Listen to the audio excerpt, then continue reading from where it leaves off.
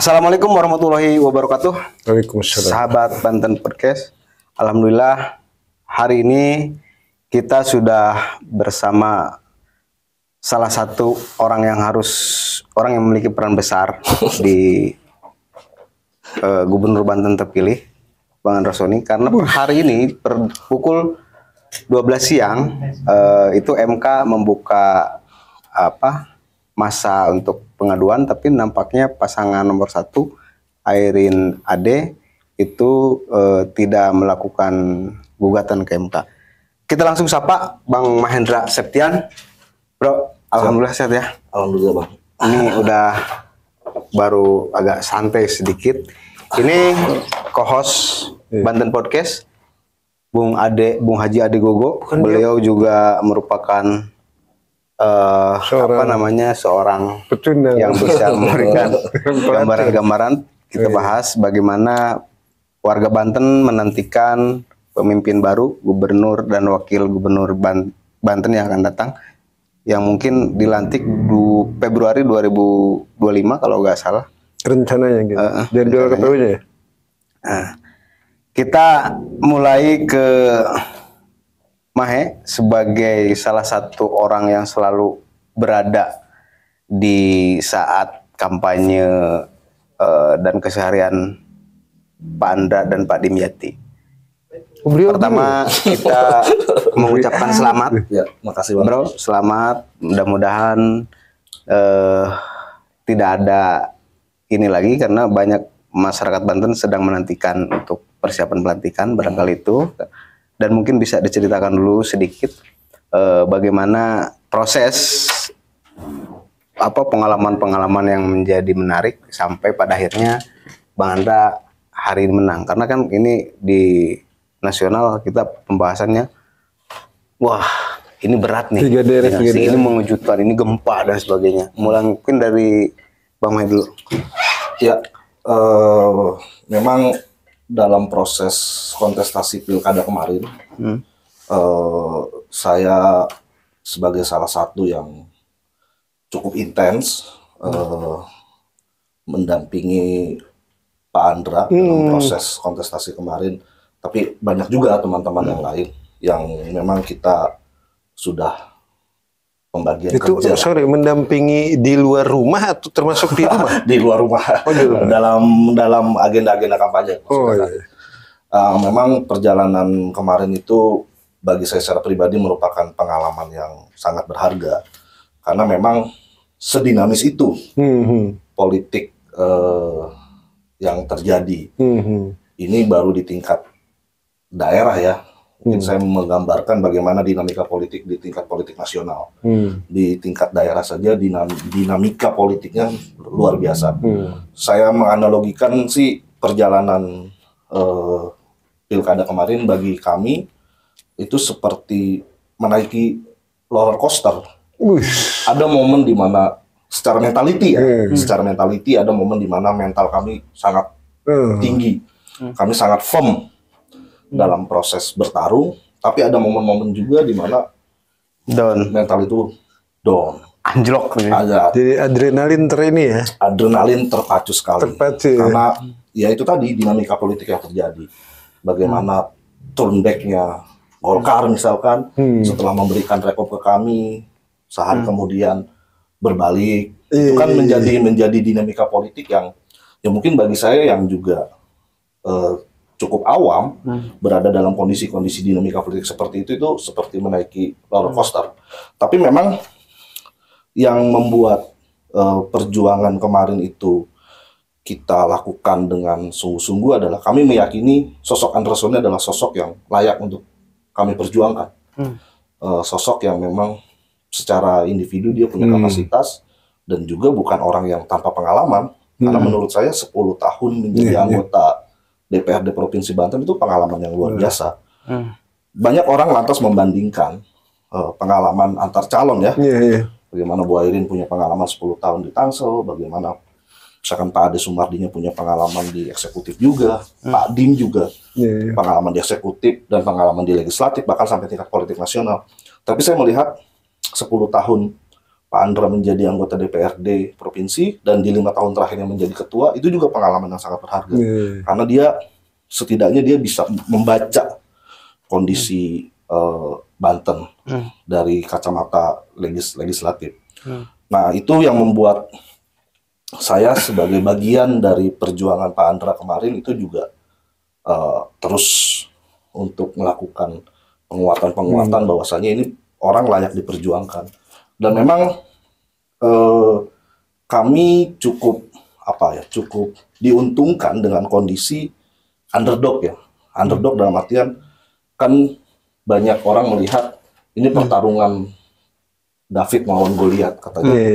Sesuatu yang secara infrastruktur politik sudah sangat matang, disokong oleh partai yang selalu berkuasa di Banten melawan sosok seorang Andra Soni yang hari itu orang melihat siapa.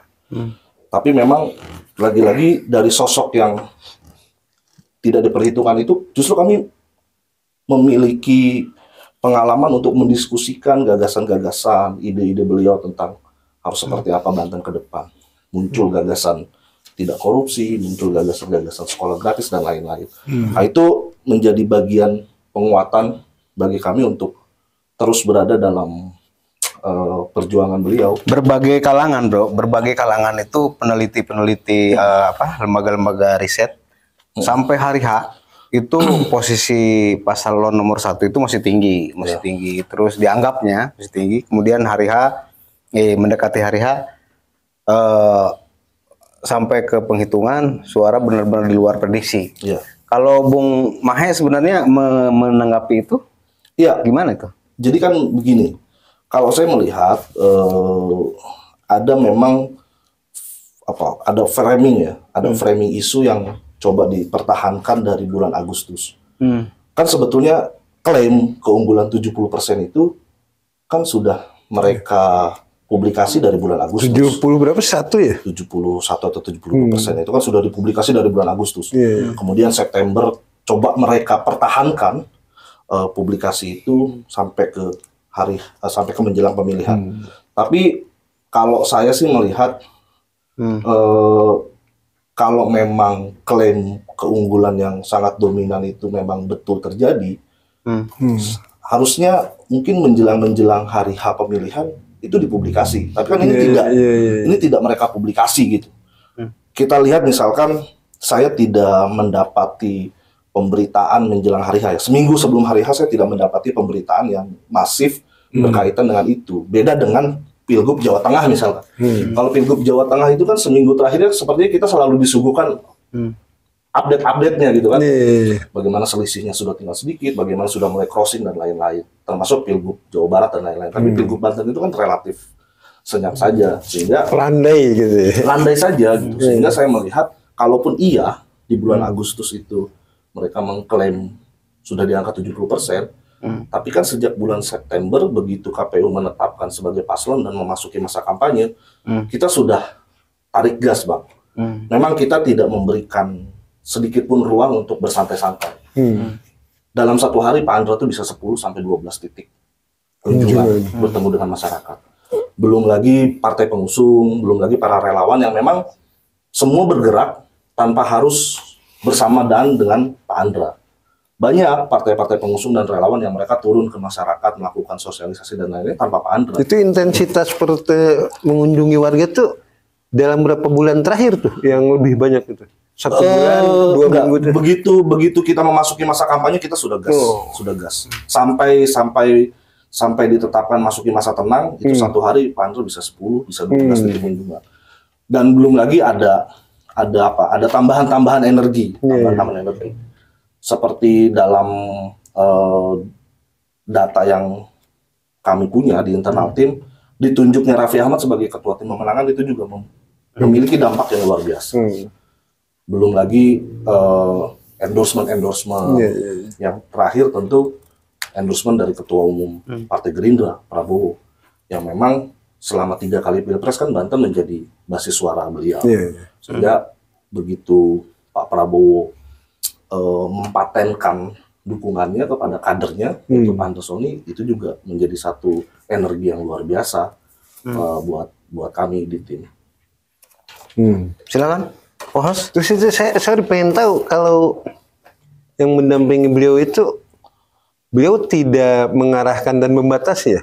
Siapa saja gitu boleh mendampingi ke lapangan enggak? Jadi begini sih, kalau yang saya alami selama proses kampanye kemarin memang kan banyak titik-titik kunjungan, banyak titik-titik kunjungan Pak Andre yang memang disiapkan oleh tim-tim di lokal kabupaten kota seperti anggota dewa atau pengurus partai tingkat DPC. Nah, ketika mereka yang menyiapkan titik kunjungan sudah pasti ketika Pak Andre datang ke sana ya mereka ikut mendampingi. Tapi memang kita punya penyaring, punya tim diskusi lah ya, tim diskusi yang memang yang intensitasnya cukup tinggi. Karena pertanyaan saya ini menyangkut nanti pasca pelantikan nih. Biasanya kan ada penetrasi dari kelompok-kelompok yang sebenarnya kurang intensif mendampingi, kemudian merasa menjadi pendukung atau tim hore kan penetrasi ke Pemprov. Biasanya kan itu pemerintah. Iya, itu juga mungkin bisa saya sampaikan bahwasanya Pak Andra sih tidak sejauh ini ya, tidak pernah memberikan instruksi kaitan dengan orang-orang yang selama ini berada di sekitar beliau. Cuman dia mencatat orang-orang khusus mungkin. Tapi memang ya namanya dalam pertarungan politik pasti ada catatan-catatan. Nah, itu sih saya kira Pak Andra sebagai seorang politisi yang punya pengalaman juga kan pasti punya catatan-catatan itu. Terus gini, selama Bung Mah ini mendampingi Pak Andra terutama kan? Iya. Di lapangan ada nggak kejadian-kejadian yang misalnya kemudian berprasangka sabotase atau aktivitas dari lawan politik, ada nggak? Mungkin kalau sabotase sih saya kira belum dialami belum. Kita tidak mengalami proses sabotase. Tapi memang ada beberapa peristiwa seperti kita harus bergeser-geser tempat. Misalkan seperti menyangkut perizinan. Ya, berkaitan dengan perizinan dari RT RW setempat. Kita harus bergeser-geser tempat. Seperti itu. Paling ya hal-hal seperti itu. Itu menyangkut mobilisasi, misalnya ada pencegahan mobilisasi, rencana misalnya 1.000 orang yang datang 100, 200 ada nggak? Enggak. Hanya tempat ya? Ya, paling kita sempat harus di beberapa titik. Itu harus tadinya sudah confirm di titik A, ya kita harus geser. Terutama wilayah mana itu? Kalau kemarin sih banyak terjadi di Tangsel. Oh, di Tangsel. Lanjut. Yap. Ini momen dimana kita bisa mengecek kondisi saat ini adalah, nah, memang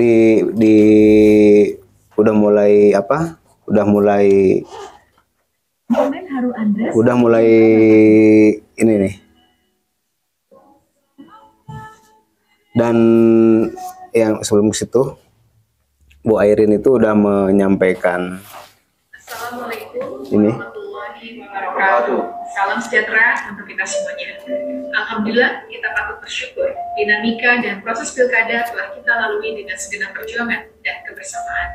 Sepertinya mereka paslon nomor 1 tidak akan melakukan upaya gugatan karena udah keluar video ini. Terima kasih kami sampaikan. Walaupun di luar banyak orang yang akan menyampaikan itu kemungkinan besar bakal ada gugatan, bahkan berujung di MK. Tapi nampaknya dari video ini itu tidak akan ada gugatan. Bener nggak, Bang? Ya, sampai saat ini udah nerima belum laporan? Ya, kalau sampai hari ini sih kita belum menerima informasi ya terkait dengan kemungkinan adanya gugatan dari pasangan Bu Airin dan Pak Ade Sumardi. Tapi memang karena gugatan di MK itu juga kan bagian dari sebuah proses demokrasi yang satu paket di urusan pilkada hari ini. Sehingga kalaupun Bu Airin dan Pak Ade memilih untuk menggunakan hak demokrasinya dengan menggugat, ya saya kira itu sah-sah saja. Batasnya sampai kapan? Hari ini? Hari ini. Ya, dan kita juga sebagai tim ya, dari Pak Andra juga ya tentu harus bersiap menghadapi kemungkinan-kemungkinan. Tapi sudah bisa dipastikan tidak ada ya, karena Ya, per hari ini jam 12 siang. Per hari ini sih saya belum menerima informasi. 12 siang tuh tutupnya? Ya. Saya menerima informasi terkait dengan proses pilkada di Banten ini hanya Kabupaten Serang dan Kabupaten Pandeglang ya. Yang KMK? Pilbubnya ya. Yang KMK ya? Yang KMK. Yang ada gugatan KMK. Iya. Oke. Berarti kalau Bantennya sepertinya aman. Terus gini. Tidak ada. Oh iya, Pak Andranya berpulang haji ya. Tapi dapat informasi nggak setelah penetapan oleh KPU itu dari pasangan lawan tuh nelfon ada nggak atau WhatsApp nggak? Komunikasi formal sih sejauh ini belum ya. Belum ada. Mungkin kita baru terima ya itu tadi ucapan lewat video yang viral di media sosial. Kalau komunikasi secara personal, Bu Airin ke Pak Andra atau Pak Ade Sumardi, saya sih belum terima informasinya. Ya mungkin juga setelah semua rangkaian prosesnya selesai lah mungkin saya kira. Jadi sekarang Pak Andra baru pulang umroh? Pak Andra baru pulang umroh. Kapan sih kemarin deh? Kemarin jam 9 sampai di Bandara Soekarno-Hatta. Ini ya umroh ya. 10 hari apa berapa hari? Ya, itu hanya dengan istrinya? Pak Andra dengan istri, ada juga ketua relawan sahabat Andra Sony, Pak Rijal itu ikut. Pak Rijal juga dengan istri, ada juga beberapa teman yang lain sih. Ada totalnya bernama. Kalau Pak Dimyati mah enggak ya? Enggak berangkat deh? Pak Dimyati, saya sih terima informasi beliau juga ada rencana, cuman memang tidak berbarengan. Karena kan Bu Dewinya juga sudah berangkat. Siap. Minum. Nah, ini juga ada momen haru di mana ini terbaru ya? Iya. Ketemu bapaknya. Ini siang hari setelah Pak Andra pulang nih. Oh ini? Ini hari-hari Pak Andra pulang nih. Pulang dari umrah? Pulang dari umrah. Ini di mana ini? Di Tangsel? di rumah beliau. Di Tangsel? Apa di Kota Geraha? Tangerang, Ciledug. Oh Ciledug.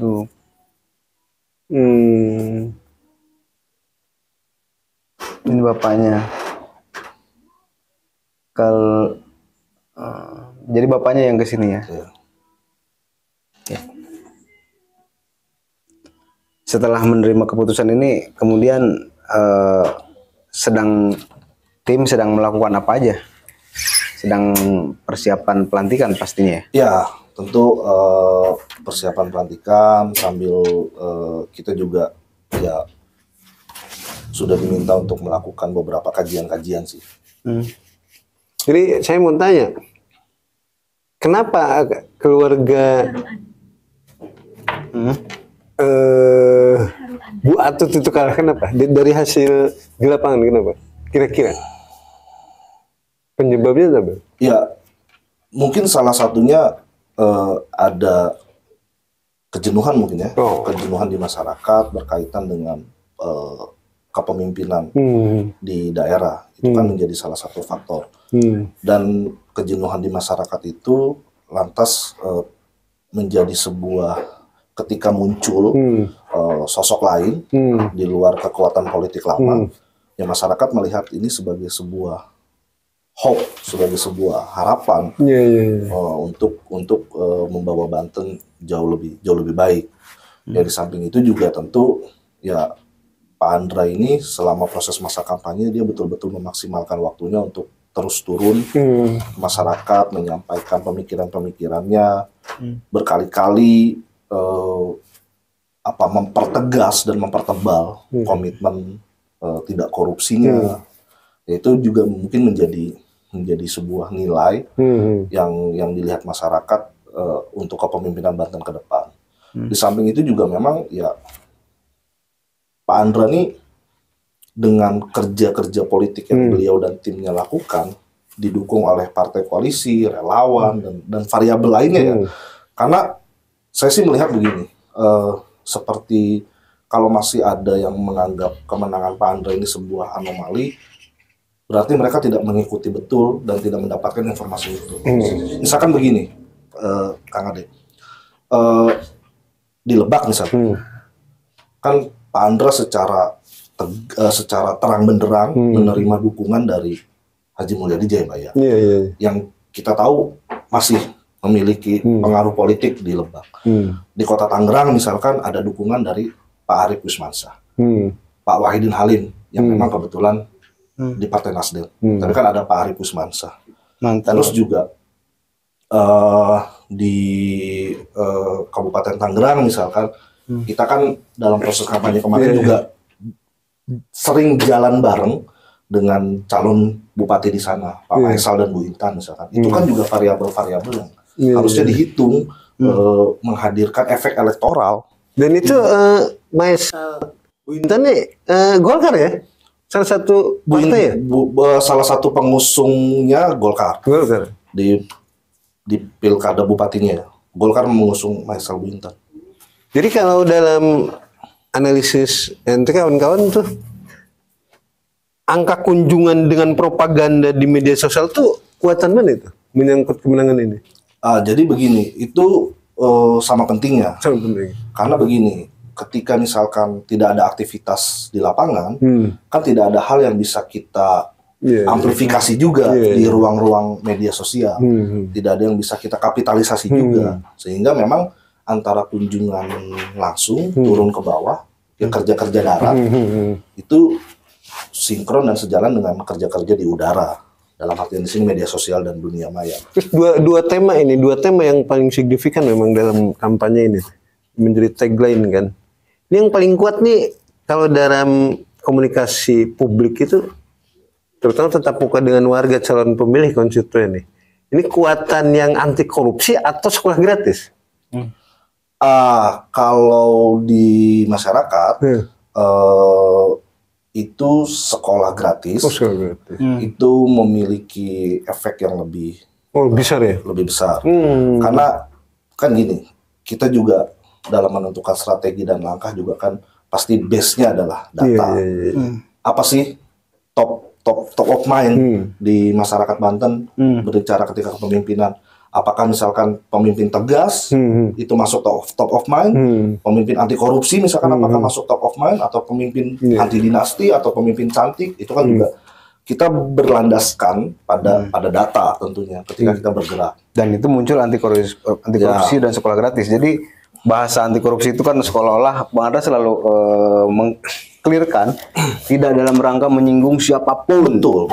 Ini murni cuman pada tagline kita pada suksesi 2000 sebelum-sebelumnya aktivitas perlawanan terhadap tindak pidana korupsi itu, anti korupsi itu tetap lemah itu di Banten itu tetap lemah.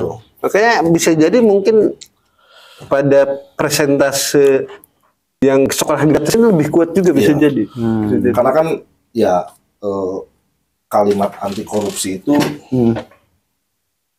pernah menjadi sangat populer di beberapa tahun kebelakangan sampai muncul bahaya laten, korupsi dan lain-lain lah.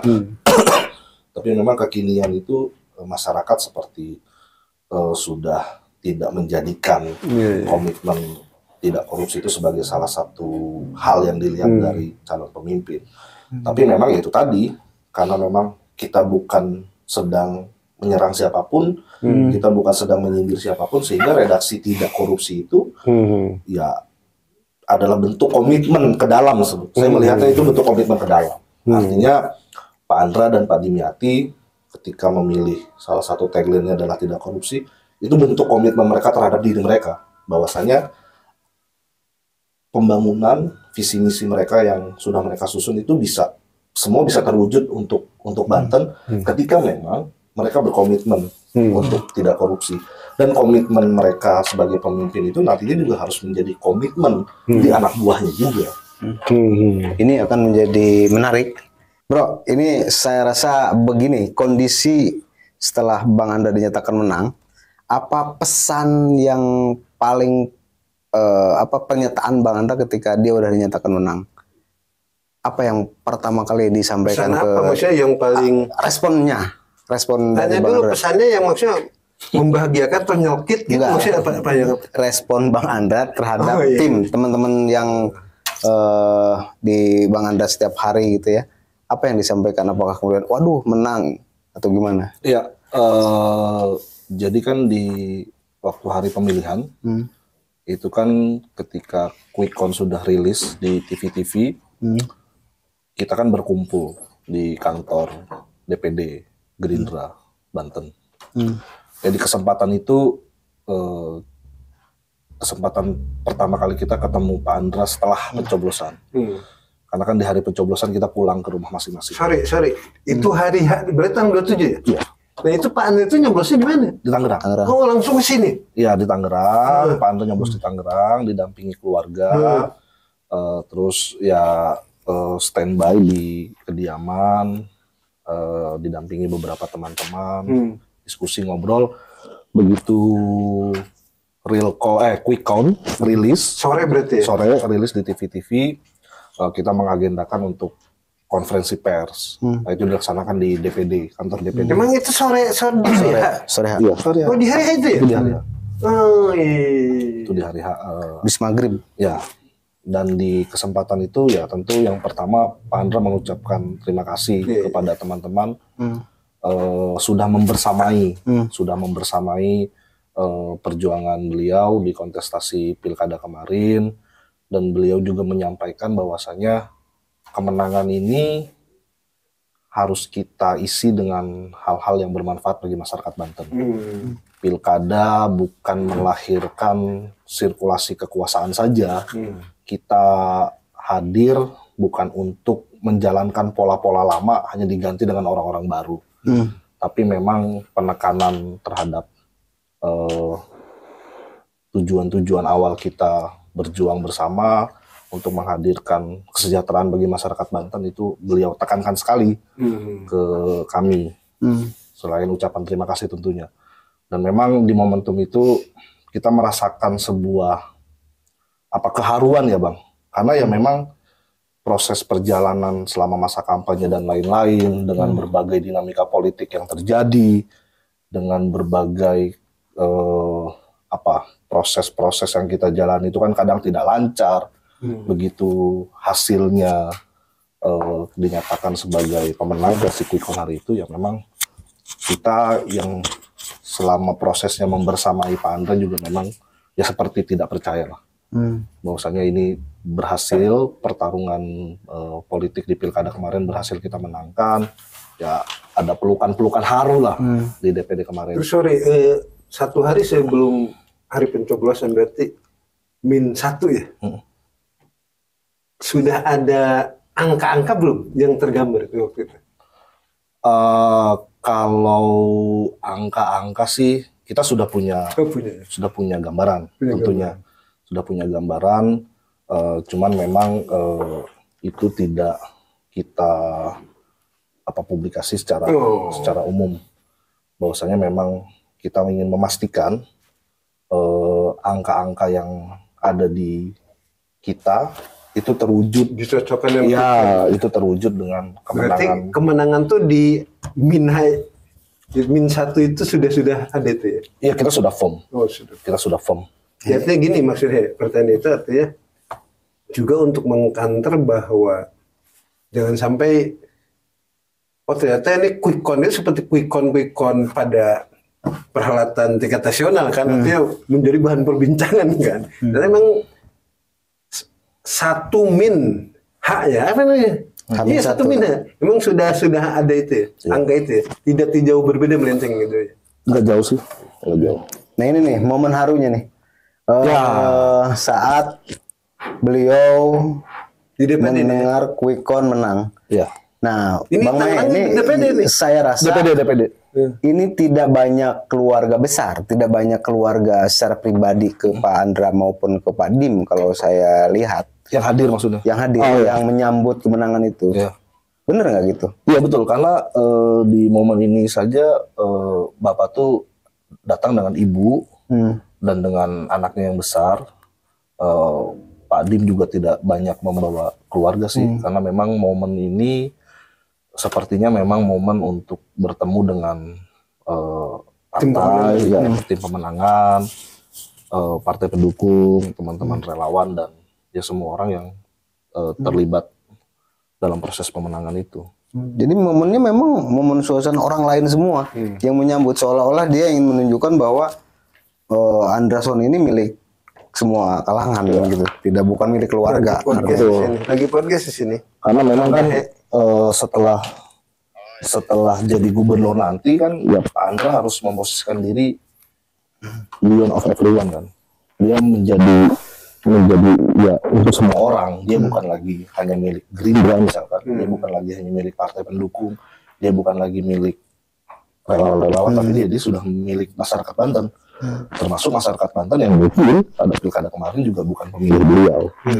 Selanjutnya nih, Bang Mahe ke depan, apakah akan jadi juru bicara atau jadi apa? Kayaknya bakal ngeri nih, Bang. Beliau ini kayaknya bakal sudah 3 kali bakal jadi diundang penguasa kan? Banten. 3 kali diundang kan? Udah jadi juru bicara itu cuma dalam terjemahan Banten Podcast. Iya benar. Kalau versi kita ya, versi kita benar-benar. Ya,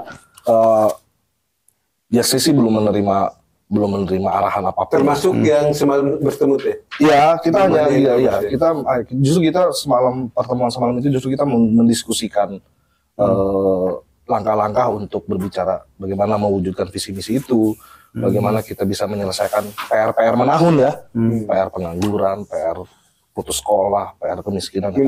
Itu ditekankan banget ya. Itu ditekan, iya, Bapak menekankan itu sekali, dan tentunya untuk semangat dan komitmen tidak korupsi Pak Andra itu juga dia tanamkan betul, harus ada juga di tapi kita. tidak termasuk warning ya semalam tuh misalnya, saya pengen gini terus ada berikan ini. Jadi memang dalam proses kita membersamai Pak Andra hampir 4 bulan itu, kita menjadi lebih paham beliau. Dalam kondisi-kondisi tertentu tuh sikap beliau akan seperti apa, respon beliau akan seperti apa, kita menjadi lebih paham, sehingga memang ya beliau tidak perlu melakukan penekanan karena ya kita sudah paham. Termasuk dari mungkin gestur ya. Dari gestur. Karena kan ya Pak Andra ini juga sosok yang yang menyenangkan juga gitu. Artinya ketika kita berkumpul diskusi itu juga suasananya sangat hangat. Tidak jarang Pak Andra yang melempar jokes untuk mencairkan suasana. Dalam rapat-rapat formil pun ya suasananya sangat. Saya potret. Coba lihat. Ini di mana? Slow. Ini di salah satu tempat lah ya. Ya ini gudang. Indomaret. Bukan. Ini gudang untuk bisnis kargonya beliau. Garasinya lah. Garasinya. Di Tangerang ya? Di Tangerang ya, dekat dengan rumah beliau. Ini api ini ya? Api bukan pensi? Artinya itu situasinya Bang Erin. tidak begitu menunjukkan eksklusivitas. Orangnya selalu begitu. Iya, memang begini. Kursi seadanya gitu. Bahkan sebelum momen ini dipotret itu ya Pak Andra tuh makan di depan kita gitu kan, kebetulan yang lain sudah makan, Pak Andra belum makan. Pak Andra tuh makan pakai telur dadar dan tongkol balado tuh ya sambil santai aja. Nih, lihat. Ini pembisik nih, sebelahnya dibayar. Itu mahir. Ini pembisik. Jadi nanti, nah kayak gini maksud saya sih lebih menyorotinnya kesederhanaannya, bahwa beliau adalah anak migran, migran kalau bahasa medianya itu anak migran yang gelap, kemudian anak petani. Nah, kita kan berharapnya tidak ada yang berubah dari sifatnya kesederhanaan itu. Barangkali kan seperti itu ya. Iya, jadi saya sih melihat kalau kesederhanaan itu sudah menjadi bawaan dalam kesehariannya, ya tentunya sepertinya mudah-mudahan setelah menjadi gubernur nanti itu tidak berubah. Karena memang selama 4 bulan membersama itu kita tidak melihat adanya sebuah kepura-puraan ya, pura-pura sederhana, pura-pura merakyat. Ya memang apa adanya. Beliau seperti ini tuh apa adanya. Walaupun memang pada beberapa momentum ya tentunya beliau harus menyesuaikan diri ketika menemui situasi-situasi formil, ketika bertemu dengan orang-orang formil. Tapi ketika sedang ngobrol, mengevaluasi kegiatan harian dengan kita dan teman-teman yang lain, yaitu suasananya ya. Gini, saya mau nanya, tapi ini menyangkut sangat penting tuh menyangkut karena suasana dan situasi pada prosesi pemenangan ini kan padat, berat, dan kadang full 24 jam kan. Nah ini nih, kayaknya ente ini sangat ceria ya dalam melaksanakan pendampingan tuh ya. Dan kenapa ketika ketemu yang terakhir itu, dia beratnya kan 90 kilo, sekarang 95 katanya. Kayaknya capek makan dia. Tenang. Iya. Ya karena ya itu sih, Kang Ade ya. Maksudnya kan, ya makanya tadi saya bilang sepertinya saya dan teman-teman tuh bukan tim sukses lah. Karena tim pemenangan. Ya, kita melihat bahwasanya sosok Pak Andra ini sosok yang layak untuk diperjuangkan, ide dan gagasannya bagus. Ada pertemuan lah ya, ada pertemuan dengan ide dan gagasan kita juga, sehingga ya kita memilih untuk menjadi bagian dari perjuangan beliau, sehingga ya ketika yang ketemu sudah energi itu kan ya kita melakukannya juga dengan bahagia dengan bahagia gitu, tanpa beban. Kalaupun ya yang tadi saya cerita di awal, ada situasi-situasi yang berkaitan dengan dinamika politik ya, berkaitan dengan dinamika politik itu ya karena kita juga bukan politisi, ya mungkin bagi kita yang bukan politisi sih, menghadapi situasi seperti itu kadang ya drop, tapi ya disemangati lagi. Begitu. Pak Andra juga sama, sesekali mungkin juga pernah ngedrop juga ya? Ya mungkin, dalam prosesnya. Tapi beliau sih tidak pernah memperlihatkan kepada kita ya. Tapi ya itu tadi, ketika ngelihat kita, beliau melihat kita agak drop tuh, ya beliau yang semangat lah, kita semangat lagi gitu. Gitu. Jadi gini Ben, kalau mendengar dari opini beliau nih dengan foto-foto tadi, artinya kan beliau dekatnya grup kan. Ketika HDP orang kok aman kan? Ya kan Ben? Aman insyaallah. Ini video foto. Bilang langsung nanti mungkin mengantri nanti setelah dilantik kita ketemu dia makanya ini kalau dijadwalkan momentum bagus nih. Ini kalau seminggu 2 minggu ke depan minta ketemu beliau setelah dilantik. Jadi susah guys. Jadi Pak Andra tuh, saya sih tidak punya kedekatan yang spesial. Karena Pak Andra kepada semua juga sama gitu, dan saya kan hanya bagian dari tim aja, tidak bekerja sendirian. Banyak juga teman-teman. Kalau kebetulan saya banyak terpotret, ya karena memang selama masa campaign itu salah satu job desk saya adalah urusan lapangan. Tapi kan banyak juga teman-teman yang bekerja dari balik laptop, dari balik ruangan dan lain-lain, itu juga sama kontribusinya, sama besarnya berkontribusi dalam proses pemenangan ini. Seperti ini kan Ben ini mulai proposal di desa-desa datang. Setelah dia terpublikasi kan, pelukan tuh di Gerindra itu kan itu. Masuk. Ya, ada berapa ya? Masuk. Nih lihat. Ini H-3 H-5 masih foto. Tapi kemudian setelah lama fotonya sama Pak Prabowo keluar video di H-2 apa -1 gitu. Bahkan dekat. Itu memang udah by design ya, bro ya.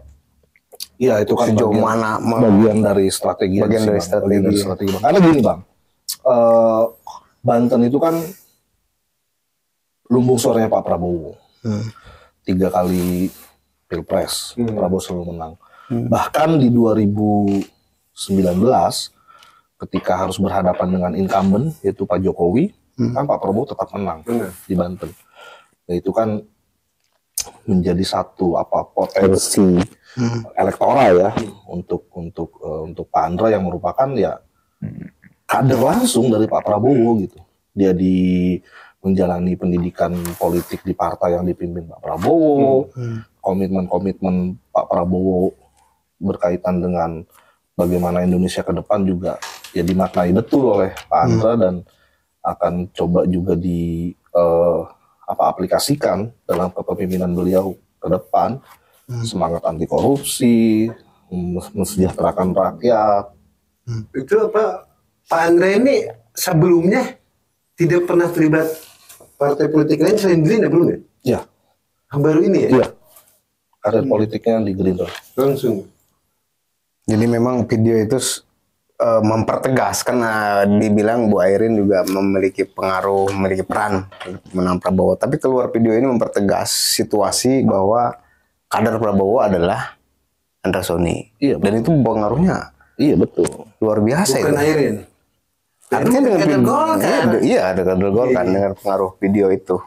Dan yang kemudian juga ada faktor-faktor pemberitaan di mana di saat menjelang hari H itu ada juga pemanggilan. Itu bikin gaduh, bikin suasana pemanggilan terkait kasus Sport Center. Oh, Sport Center. Ya, kasus Sport Center, kejaksaan memanggil itu juga sangat pengaruh besar tuh. Bang Ade ya.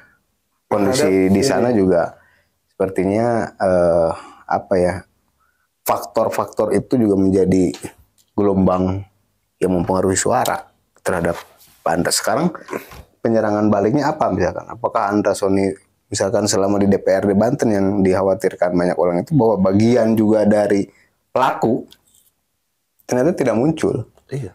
Tidak muncul misalkan dia pelaku Ya, kalau korupsi saya, misalkan kalau gitu. Korupsinya, tapi kalau Andra Soni di Dewan Pelaku, saya meyakini 100%.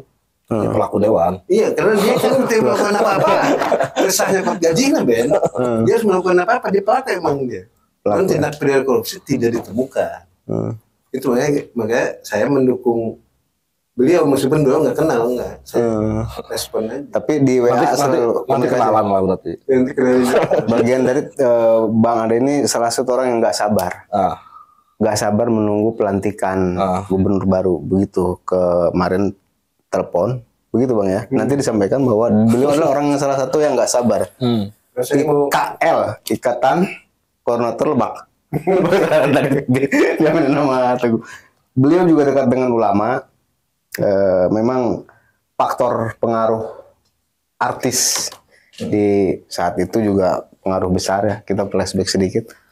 Faktor-faktor konser-konser akbar Dewa 19 itu juga mempengaruhi besar. Selain tadi faktor tokoh-tokoh Pak Arief Kirsmansyah, Pak WH, Pak JB juga itu. Cuman ada ini kemenangan Pak Andre ini mematahkan hasil analisis politik dan keyakinan selama ini yang nyekruf, keyakinan orang-orang nyekruf dengan keluarga Bu Atut. Bahwa popularitas itu juga sangat terhubung dengan elektabilitas, artinya elektabilitas murni. Ternyata ketika memang ini informasi-informasi yang saya tampung, ketika calon pemilih ini tidak menerima kebiasaan seperti itu pada pilkada sebelumnya, sebutlah misalnya duitnya, ternyata tidak dipilih juga. Artinya ini faktor-faktor, Ben. Faktor-faktor setelah saya terakhir ngobrol dengan kelompok Pokja Wartawan kan. Apa katanya? Jadi ketika memang dia saluran duit umat termacet daerah sana. Gitu. Ada selama ini pemenangan itu tetap popularitas, tapi tetap kudu diperkuat oleh duit. Ini faktanya seperti itu. Jadi ketika ada orang beranggapan bahwa misalnya keluarga Bu Atut itu didampingi oleh botol game menang, ini Patah. faktor pilkada ini terpatahkan. Jadi tidak selalu melulu. Jadi maksud saya segampang itu orang membuat kesimpulan bahwa keluarga Bu Atut ngus populer dan itu terhubung terkait ujung elektabilitas. Artinya dalam meta dari baru pasti nyoblos ya. Ini berani itu 71% itu. Iya, karena kan gini ya. Berani ngomong gitu. Ya saya juga belum cukup hatam urusan survei polling dan lain-lain. Cuman yang saya tahu kan ketika misalkan elektabilitas kita tinggi, itu juga kan harus dihitung strong voternya. Artinya misalkan elektabilitas kita 70%. Dari 70% elektabilitas kita tuh pemilih kita yang sudah tidak akan berpindah tuh memang berapa persen? Apakah sudah di atas 50%-nya? Apakah masih di bawah 50%-nya? Artinya kan kalau masih di bawah 50%, masih ada potensi pemilih kita itu berpindah ke kandidat lain. Entah faktornya apa, entah faktornya misalkan kandidat lain lebih menarik, entah faktornya kandidat lain ini dilihat lebih firm atau lebih tegas, itu. Variabel-variabel seperti itu kan harus dilihat juga. Nah, cuman pada kemarin kita siaran langsung TikTok tuh, yang kemudian diputus sama mereka karena sambil merokok, itu tidak ada apa katanya. kemenangan Anda tuh murni harus karena dilakukan Anda, riset. ya? Apa? Harus dilakukan riset Bukan, lagi. iya riset. Antara Andra Sony dan Pak Dimyati. Wah, kata saya itu politik memecah belah, jangan. Jadi 99% memilih Anda katanya. Nah, terus kemudian dari 8 kabupaten, 4 kabupaten dan 4 kota ini kalahnya di Tangsel sama Cilegon. Betul. Itu luar biasa loh. Di kota Serang dan Kabupaten Serang yang kita nggak nyangka ternyata unggul juga ya, suara Pandra. Bisa gitu gimana tuh, Bro? Iya, karena itu sih Bang. Kan kita juga karena ini pilkadanya serentak kan. Pemilihan gubernur berbarengan dengan pemilihan bupati dan wali kota. Artinya kan di kota Serang juga. Linear, Di kota Serang itu kan juga ada kandidat yang linear dengan kita. Di Kabupaten Serang juga ada kandidat yang linear dengan kita. Sehingga ya kita maksimalkan pemilihnya Budi Agis, itu bagaimana bisa menjadi pemilihnya Andra Dimyati, atau misalkan pemilihnya Bu Atu Zakia, gitu. Karena di beberapa kesempatan juga kan kita turun. Memang instruksi dari Pak Ketua Umum juga gitu sepertinya ya. Harus kan, linear dan saling. Dan di beberapa kesempatan juga kan itu kita lakukan turun bareng gitu. Di beberapa titik di Kabupaten Serang ya kita turun bareng dengan Bu Zakia. Pernah juga di Kota Serang kita turun bareng dengan Agis, di Kabupaten Tangerang, gitu. Cuman yang nggak nyangka memang Cilegon incumbent tuh Gerindranya. Ya kalau Cilegon kalah. Nah, Tangsel. Pemenangnya partai apa sih? Yang pasangan Pak itunya wakilnya Golkar. Kalau Pak Benyaminnya katanya Gerindra. Berkatnya Gerindra sekarang. udah Kader Gerindra kan? Berkatnya Gerindra. Awalnya hanya didukung Golkar berarti ya? Enggak, awalnya juga Sudah Gerindra ada. kan awalnya Gerindra punya pasangan calon sendiri. Pak Riza Patria itu dan Marcel kan rencananya. Tapi kan gagal. Tapi kan bukan gagal, dibatalkan untuk berkompetisi. Akhirnya Gerindra membatalkan pasangan itu untuk berkompetisi. Dan dia waktu Gerindra mengusung Riza Patria dan Marcel itu ya Benyamin Daphne ini sudah banyak menerima dukungan partai besar. Tapi kemudian Gerindra juga mendukung ke Pak Benyamin berpasangan dengan Pilar ya. Ya, karena Pak Benyamin kan berkatnya Gerindra. Nah sekarang saya mau tanya, ente akan sampai kapan mendampingi Pak Anda? Ini maksud saya. Sampai dia melakukan kesalahan pun akan didampingi, terhenti ketika melakukan kesalahan, atau dia akan mendampingi sampai tidak melakukan kesalahan sekecil apapun? Ya, kalau saya secara pribadi merasa punya tanggung jawab moral. Ketika misalkan saya terlibat dalam proses pemenangannya, maka harus betul sebaiknya juga ikut terus membersamai dalam proses kepemimpinannya. Tapi kan sekali lagi apa penugasannya buat saya atau buat yang lain itu kan nantinya ada di Pak Andra. Tapi memang selama komitmen beliau berkaitan dengan visi misinya, berkaitan dengan komitmen tidak korupsinya, itu ya kemungkinan sih saya akan terus membersamai ya sampai periode beliau selesai. Dan nanti dikaitkan mungkin dengan proporsi mungkin. Ya. Kalau Bang Ade kira-kira akan selalu mengawal pertanyaannya tadi? Nggak bisa. Yang awal kan ada Polri. Ada Polri, ada polisi, ada dari mungkin tentara yang melibatkan tentara. Satpol PP nggak bisa. Terus mau bagian apa aja? Mau di posisi Tim Hore. Dia lewat Hore. Dari sana beliau dapat penghargaan dari KPK Hore. Bagian tepuk tangan. Tepuk tangan di Tim Hore. Kan harus ada Tim Hore itu. Harus ada. Cheerleaders tuh. Itu harus ada. Dia kalau tanpa Tim Hore nggak ada yang datang ke lapangan nanti. Kita sama Tim Hore aja. Kan kita sudah terakomodasi kepentingan kita mah. Ini karena beliau ini kan mikro, kalau aman kan? Itu yang nggak aman. Ini bahaya om jalan melarang ini sebuah rokok. Ini kan penting pemajikan negara. Kan udah disampaikan kan? Udah sampaikan dia. Karena udah posting nih Gulodok TV juga. Nah benar tadi bahwa memang tim pemenangan harus mengawal sampai tuntas, jangan sampai udah menang ditinggalin. Terus nanti program-programnya nggak berjalan dong. Masuk aktif mengingat Sekolah gratis. ingat gitu. Langkah awal itu jangan sampai melakukan tindak pidana gitu. Sebabnya kayak ingat kan ya, terkudu maling, terkudu korupsi, pasti kaya raya jadi kepala daerah. Lagi terkudu itu. Atau sampai maling korupsi itu orang yang melampaui batas itu. Dalam bahasa agama itu ya tadun itu. Ngelewatan. Keluar nih hadisnya. Hadis-hadis. Makanya sudah begitu aja udah cukup terus. Ini lompatan luar biasa beliau. Sesuai ini aja ya udah. Ini mengharukan ini. Iya, dan ya kan pasti ke depan juga kontrol kelompok masyarakat yang lain juga diperlukan lah Bang. Sorry. Coba berhentiin dulu coba. Itu ada jenggot, atau apa ya? Enggak. Oh enggak ya? Kok seperti ada jenggot ya putih? Enggak. Tuh. Enggak ada. Oh bukan cahaya ya? Cahaya. Oke, di penghujung. Nah, artinya pertama kita mengucapkan terima kasih Bung Mahe udah Terima kasih Bang. karena sekarang udah mulai menghela napas panjang, udah lebih rileks barangkali tinggal nunggu momen resmi, momen pelantikan nanti 7 Februari ya. 7 Februari. Dan kita sih menitip pesan sampaikan ke Bang Andra jangan pernah berubah seperti sekarang aja karakternya. Seperti itu ya mungkin. Kita gini, kenapa berharap sampai tidak ada kendala pelantikan? Karena titik pelantikan selanjutnya itu juga menyangkut kami. Iya. Maksudnya kok kan? Jadi kan kita enak nyalar ke dia kan? Beli kerokok kita kan? Iya. Nah gitu, terus dari Bang Mahe mungkin ada hal yang bisa menjadi closing statement.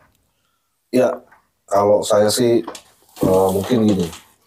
Ya mungkin dalam kompetisi pilkada kemarin itu suhunya panas mungkin. Tapi kan kompetisinya sudah selesai Bang.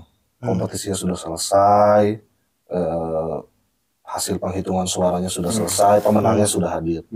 Saya kira membangun Banten ke depan itu perlu kerjasama, perlu kolaborasi banyak pihak. Tidak hanya Pak Andra, tidak hanya Pak Dimyati. Kita juga butuh dukungan legislatif, kita butuh kontrol dari kelompok masyarakat, dari teman-teman media dan lain-lain. Sehingga saya mengajak dalam momentum ini untuk kita tutup buku berkaitan dengan kompetisi, jangan sampai reduksi pilkadanya selesai tapi efeknya masih berjalan terus. Kita pernah merasakan itu di kompetisi pilpres kan. Pilpresnya sudah beres, pemenangnya sudah ada, bahkan saat itu Pak Prabowo-nya sudah masuk menjadi menteri, tapi kan gesekan horizontal di masyarakatnya masih ada. Nah itu kan tidak kita harapkan. Sehingga saya kira ya kemenangan Pak Andra ini ya kemenangan masyarakat Banten yang tadi saya sampaikan. Ketika sudah duduk menjadi gubernur, ya Pak Andra sudah bukan hanya milik Gerindra, bukan sudah hanya milik partai koalisi Banten Maju, bukan hanya milik relawannya, tapi sudah milik masyarakat Banten. Sehingga ya dia harus bekerja untuk seluruh masyarakat Banten. Dan untuk bagaimana Pak Andra bekerja, merealisasikan janji-janji politiknya, menyelesaikan PR-PR menahun yang ada di Provinsi Banten, tentu butuh dukungan dari semua pihak. Siap. Nah, dari itu maka ayo kita melibatkan diri dengan kompetensi kita masing-masing untuk ikut berkontribusi membangun Banten maju, adil merata dan tidak korupsi. Ya. Kalau itu closing statement dari Bang Mahe, sekarang saya minta dari co-host mewakili kami. Kira-kira closing statement seperti apa sebelum saya tutup? Ya, jadi gini, tidak perlu disampaikan ke Pak Andra, tidak perlu. Saya hanya menyampaikan ke Pak Gubernur, Bung Mahe dan tim bahwa di Miabon ini kami sering berkumpul dan kadang kita berbicara masa depan yang gemilang, sejahtera bersama. Tapi kan kita kudu kita merendahkan martabat kan. Kita harus disampaikan, saya harus Sahabat Banten Podcast, demikian tadi bincang-bincang kita, mudah-mudahan ini membawa manfaat dan membawa kebaikan buat masyarakat Banten. Selamat datang Gubernur Banten baru nanti 7 Februari, mudah-mudahan pertama juga. 7 ya. 7 Februari tadi kata Bang Maya, mudah-mudahan nanti kita bisa podcast lagi di kemudian hari. Billahi taufiq wal hidayah. Assalamualaikum warahmatullahi wabarakatuh. Shalom.